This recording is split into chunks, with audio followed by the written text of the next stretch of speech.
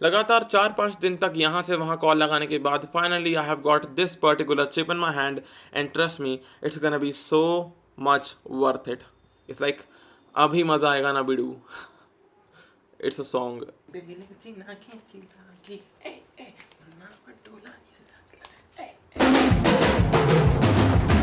I can feel it calling in the air tonight. कुछ दिनों पहले की बात है. I did a video on this 10,000 rupees का epic PC build.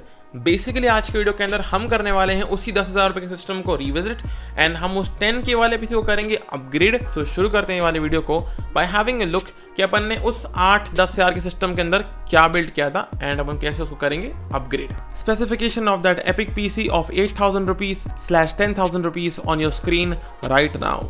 We used a hard drive, 8GB की Corsair Vengeance की RAM, सेकेंड जनरेशन का Intel Core i5-2400S, Frontech का नकली 800 वाट का असली PSU एंड BioStar का H61 motherboard.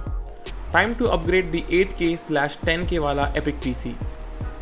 I really wanted to begin the build itself with the 3570, लेकिन देर आए दुरुस्त आए. Now I'm gonna be replacing the 2400S with the 3570. And ये इतना अच्छा थर्ड जनरेशन का i5 CPU है कि किसी भी इंसान के पास में अगर सेकेंड जनरेशन का या थर्ड जनरेशन का पेंटियम होता है, इवन i3 होता है, तो हम सारे पेंटियम वालों को, i3 वालों को I only recommend this CPU because उनको मदरबोर्ड चेंज करने की ज़रूरत नहीं पड़ती है. एंड ये मात्र 2600-2500 रुपये का CPU आता है and it's a great value for money CPU.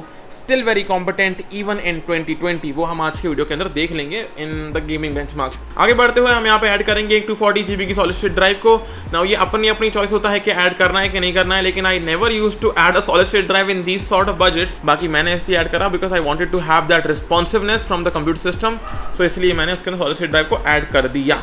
आगे बढ़ते हुए हम ये देखते हैं कि मैंने इसके अंदर एक एक्स्ट्रा 8GB की रैम को ऐड नहीं किया because what I personally felt was कि अगर किसी इंसान के पास में 8GB की रैम है, कंप्यूटर के अंदर अगर ग्राफिक कार्ड नहीं है, तो कोई भी इंसान 8GB की रैम को 16 करने की बजाय वो ये सोचेगा कि यार मैं अपने लिए ग्राफिक कार्ड परचेस कर लेता हूँ because that is gonna make a huge. यहाँ पर the graphic card that I am using is the GTX 970. अगर कोई मुझसे ये पूछता है कि इस थर्ड जनरेशन के Intel Core i5 के अंदर अपन कितना बड़ा ग्राफिक कार्ड लगा सकते हैं, तो I will say something like a 1066GB RX 580 and even something like a 1650 Super can be added to this particular CPU without expecting any sort of major bottlenecks. हाँ, लेकिन एक बात ध्यान देने वाली ये है कि अगर अपन ग्राफिक कार्ड को ऐड कर रहे हैं then it is very important to notice कि कौन सा ग्राफिक कार्ड ऐड कर रहे हैं. अगर अपन 750 Ti का इस्तेमाल कर रहे हैं, 1050 Ti का इस्तेमाल कर रहे हैं, तो ये Frontech का 800 वाट का कम्प्लीटली फाइन है. लेकिन अगर तुम इस्तेमाल कर रहे हो एक RX 580 को, समथिंग लाइक GTX 970, तो ये ग्राफिक कार्ड्स बड़े भारी ग्राफिक कार्ड होते हैं. These require very high wattage and ये वॉटेज जो है मैं Frontech से लेना पसंद नहीं करूँगा. And that is why I will recommend you to invest some more money in the power supply unit. तो ये बात है. यहाँ पर मैं इस्तेमाल करने वाला हूँ Zebronic का 600 वाट का पावर सप्लाई यूनिट, लेकिन इस वाले सेटअप के लिए आप आसानी से 550 वाट का या 500 वाट का पावर सप्लाई यूनिट का भी इस्तेमाल कर सकते हैं, बाकायदा वो थोड़े से रिलायबल कंपनी का हो. So that is what I would say. Presenting you all the PC upgrade time lapse.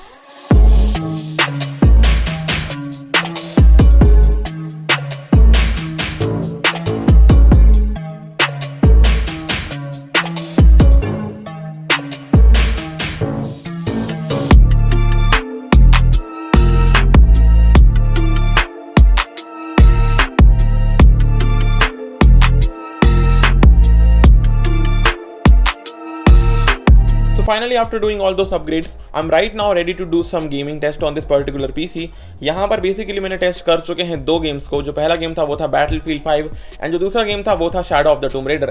दोनों ही गेम्स के अंदर बहुत अच्छी बात ये थी कि I was able to do gaming flawlessly, यानी कि गेम्स के अंदर कहीं पर भी गेम स्टटर नहीं हुए, कहीं पर भी गेम अटका नहीं and the experience was pretty smooth and stable. All in all Battlefield 5 काफ़ी ज़्यादा प्लेएबल है एंड इस गेम के अंदर तो कोई दिक्कत नहीं आ रही है. In this Intel Core i5 third generation का 3570 गेम चेंज करते हैं and let's just go towards Shadow of the Tomb Raider. I think थोड़ा सा नया गेम है वो, तो पहले मरेंगे फिर चलेंगे. I want you to kill me, I am coming towards you.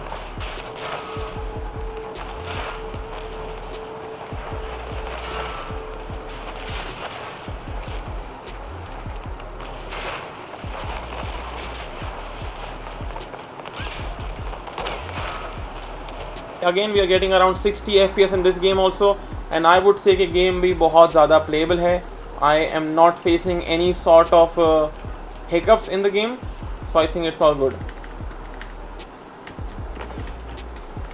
Even in this game I am not facing any sort of issues. Game काफ़ी चल रहा है स्मूथली.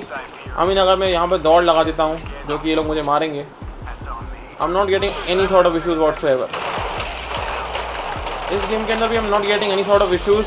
गेम बिल्कुल भी फ्रेम ड्रॉप नहीं कर रहा है, and I would say it's a very playable experience with the Intel core i5 3570.